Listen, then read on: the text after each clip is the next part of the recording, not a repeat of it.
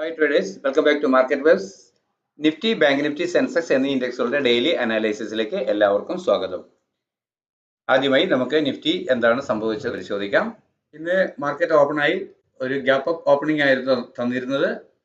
ഏതാണ്ട് 180-ലധികം പോയിന്റിന്റെ ഉയരമാണ് gap up ആണ് ഇന്ന് തന്നിരുന്നത്.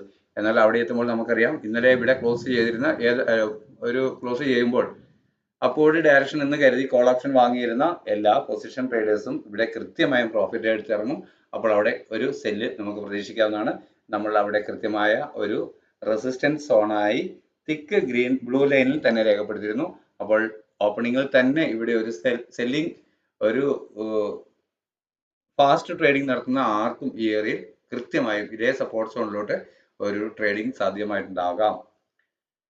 എന്നാൽ പിന്നീട് ഞാൻ നമ്മുടെ വാട്സപ്പ് ചാനലിൽ കൃത്യമായും ഈ ലെവൽ ഒരു ബ്ലാക്ക് ലൈൻ നൽകി അതുവരെ രേഖപ്പെടുത്തിയ ഡേയ്സ് ഹൈ സ്റ്റോപ്പ് ലോസ് ആയി നൽകിക്കൊണ്ട് ഒരു വാച്ച് ചെയ്യുക എന്ന് പറഞ്ഞ് ഒരു പൊസിഷൻ കൊടുത്തിരുന്നു. അത് കൃത്യമായും ഈ ലെവലിൽ വന്ന് ടാർഗറ്റ് കവർ ചെയ്തവർക്ക്, ഇനി കവർ ചെയ്യാൻ മറന്നു നിൽക്കുന്നവർക്ക് ഈ ഏരിയയിൽ നിന്നും റിവേഴ്സ് പാറ്റേൺ ബോധ്യമായപ്പോൾ തന്നെ ടാർഗറ്റ് ബുക്ക് ചെയ്യുന്നതായിരിക്കും നല്ലത് എന്ന് അവർക്ക് മനസ്സിലാക്കി തരത്തിലുള്ള ഒരു ഇൻഡിക്കേഷനും നൽകിയിരുന്നു. എന്നാൽ തുടർന്ന് മാർക്കറ്റ് ഞാൻ ബ്ലാക്ക് ലൈനിൽ രേഖപ്പെടുത്തിയ ഏരിയ കവർ ചെയ്തതിനു ശേഷം തുടർന്ന് ഏറെ നേരം കൺസോളിഡേഷൻ ആയിരുന്നു. എന്നാൽ കൃത്യമായും അവിടെ ഒരു ബ്രേക്ക് ഔട്ട് നൽകുമെന്ന് അറിയാമായിരുന്നവർക്ക് ട്രേഡ് ചെയ്യാൻ കഴിയുന്നുണ്ട്. ഈ പോയിന്റുകളെല്ലാം തന്നെ ഇന്ന് വളരെ വൃത്തിയായി എനിക്ക് ട്രേഡ് ചെയ്യാൻ സാധിച്ചതാണ്. അപ്പോൾ കൃത്യമായും നമ്മൾ രേഖപ്പെടുത്തിയിരുന്ന റെസിസ്റ്റന്റ് സോണിന് തിക്ക് ബ്ലൂ ലൈനിൽ രേഖപ്പെടുത്തിയ ലെവലിന് മുകളിൽ ക്ലോസ് ചെയ്ത് അതിന് മുകളിലുള്ള തിൻ ലൈനിലോട്ട് മാർച്ച് ചെയ്തിട്ടുണ്ട് പ്രൈസ്. അപ്പോൾ ഇന്ന് എല്ലാവർക്കും തന്നെ ഒരു നല്ല ട്രേഡിംഗ് അവസരങ്ങൾ ലഭിച്ചിട്ടുണ്ട്. മൈൽഡ് ആയിട്ടായിരുന്നു നിഫ്റ്റി മൂവ് ചെയ്ത്, മറ്റ് ഇൻഡെക്സുകളും അങ്ങനെ തന്നെ. അപ്പോൾ എല്ലാവർക്കും ഇന്നത്തെ ദിവസം വിജയകരമായിരുന്നു എന്ന് വേണം കരുതാൻ. നാളത്തെ നിഫ്റ്റിയുടെ ട്രേഡിംഗ് ലെവൽ എന്താണ് എന്ന് പരിശോധിക്കാം. 22,385 ഞാൻ തിക്ക് ബ്ലൂ ലൈനിൽ രേഖപ്പെടുത്തിയിരിക്കുന്നത്. അതായത് ആദ്യം ലഭിച്ചേക്കാവുന്ന റെസിസ്റ്റന്റ് സോൺ. അതിന് താഴെ 22,309 എന്ന ലെവലിൽ ഒരു ചെറിയ സപ്പോർട്ട് സോണും രേഖപ്പെടുത്തിയിട്ടുണ്ട്. എന്നാൽ പ്രധാന സപ്പോർട്ട് സോണായി ഞാൻ കണക്കാക്കുന്നത് 256 ആണ്.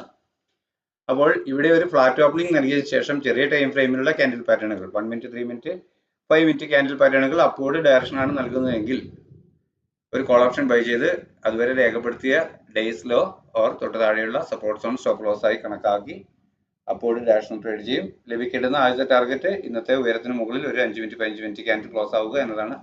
ഈ ലെവലിന് മുകളിൽ 22,385 എന്ന ലെവലിന് മുകളിൽ എങ്കിൽ വീണ്ടും കിട്ടിയേക്കാവുന്ന ഡിക്ലൈനിൽ ഡേയ്സ് ലോ നിലനിർത്തിക്കൊണ്ട് ചെറിയ ടൈം ഫ്രെയിമിലുള്ള ക്യാൻഡിൽ പാറ്റേണുകൾ വീണ്ടും അപ്പോഴും ഡയറക്ഷൻ നൽകുന്നുവെങ്കിൽ ഒരു കോൾ ഓപ്ഷൻ വീണ്ടും വാങ്ങി അപ്പോഴും ഡയറക്ഷനിൽ തന്നെ ട്രേഡ് ചെയ്യും. അപ്പോഴും പ്രതീക്ഷിക്കുന്ന ടാർഗറ്റ് അതുവരെ രേഖപ്പെടുത്തിയ ഹൈ ആണ്. എന്നാൽ അതിന് മുകളിൽ ക്ലോസ് ആവുകയാണെങ്കിൽ അപ്പോഴും ട്രെൻഡ് തന്നെ ആയിരിക്കാം നാളെ എന്ന പ്രതീക്ഷയിൽ തുടർന്ന് അപ്പോഴും ഡയറക്ഷൻ ട്രേഡ് ചെയ്തേക്കാം. എന്നാൽ ചെറിയ ടൈം ഫ്രെയിമിലുള്ള ക്യാൻഡിൽ പാറ്റേണുകൾ സെല്ലിംഗ് ഡയറക്ഷൻ ആണ് നൽകുന്നതെങ്കിൽ ഒരു PE ഓപ്ഷൻ ബൈ ചെയ്ത് അതുവരെ രേഖപ്പെടുത്തിയ ഉയരം ഓർ ഈ ലെവൽ സ്റ്റോപ്പ് ലോസ് ആയി കണക്കാക്കിക്കൊണ്ട് ഡൗൺവേർഡ് ഡയറക്ഷൻ ട്രേഡ് ചെയ്യും. ലഭിക്കേണ്ടുന്ന പ്രധാന ടാർഗറ്റ് ഈ ലെവലിന് താഴെ ഒരു 5 മിനിറ്റ് 15 മിനിറ്റ് ക്യാൻഡിൽ ക്ലോസ് ആവുക എന്നുള്ളതാണ്. എങ്കിലും ഇവിടെ ഒരു സപ്പോർട്ട് എടുത്തതിന് ശേഷം വീണ്ടും പ്രൈസ് ഒന്ന് അപ്വേർഡ് മൂവ് ചെയ്തതിന് ശേഷമേ അങ്ങനെയെങ്കിൽ പോലും ഇങ്ങോട്ട് വരാൻ സാധ്യതയുള്ളൂ എന്നാണ് ഞാൻ കരുതുന്നത്. അപ്പോൾ അങ്ങനെയെങ്കിൽ തുടർന്ന് വീണ്ടും കിട്ടിയേക്കാവുന്ന ഉയരത്തിൽ ഡേയ്സ് ഹൈ നിലനിർത്തുകയാണ് എങ്കിൽ അതിനുശേഷം ചെറിയ ടൈം ഫ്രെയിമിലുള്ള ക്യാൻഡിൽ പാറ്റേണുകൾ സെല്ലിംഗ് ഡയറക്ഷൻ തന്നെ നൽകുന്നുവെങ്കിൽ ഡൗൺവേർഡ് ഡയറക്ഷൻ തന്നെ ട്രേഡ് ചെയ്യും. PE ഓപ്ഷൻ തന്നെ വാങ്ങും.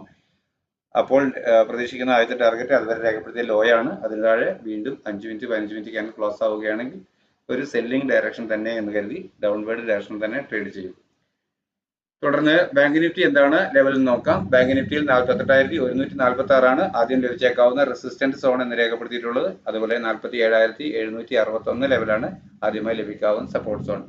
അപ്പോൾ ഈ ലെവലിൽ ഒരു ഫ്ലാറ്റ് ഓപ്പണിംഗ് ആണ് നൽകുന്നതെങ്കിൽ ചെറിയ ടൈം ഫ്രെയിമിലുള്ള ക്യാൻഡിൽ പാറ്റേണുകൾ അതായത് 15 മിനിറ്റ് ക്യാൻഡിൽ പാറ്റേണുകൾ നൽകുന്ന പ്രൈസ് ആക്ഷൻ പ്രകാരം നൽകുന്ന ഡയറക്ഷനിലേക്ക് ട്രേഡ് ചെയ്യും. അത് ഒരു അപ്വേർഡ് ഡയറക്ഷൻ ആണ് എങ്കിൽ തീർച്ചയായും കോൾ ഓപ്ഷൻ ബൈ ചെയ്ത് അപ്വേർഡ് ഡയറക്ഷൻ ട്രേഡ് ചെയ്യും.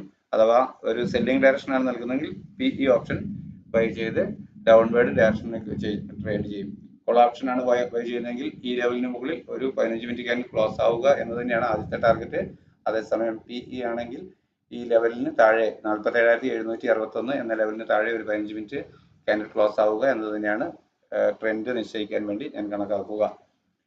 അപ്പോൾ ഇത് കൂടുതൽ വിശദീകരിക്കേണ്ടതില്ല എന്ന് കരുതുന്നു. എല്ലാവർക്കും സ്ഥിരം കേട്ട് തന്നെ ഇത് നല്ല ധാരണയുണ്ടാകുമെന്നാണ് എൻ്റെ കരുതൽ.